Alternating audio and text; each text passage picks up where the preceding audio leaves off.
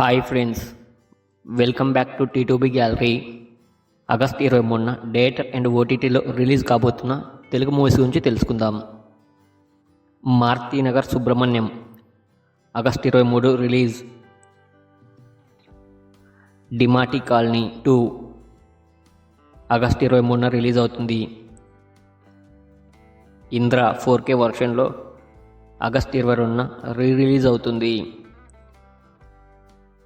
Shankar Dada MBBS August 22న ఈ movie release అవుతుంది. పరాక్రమం ఆగస్ట్ 22న ఈ మూవీ రిలీజ్ అవుతుంది. వెడ్డింగ్ డైరీస్ ఆగస్ట్ 23న ఈ మూవీ రిలీజ్ అవుతుంది.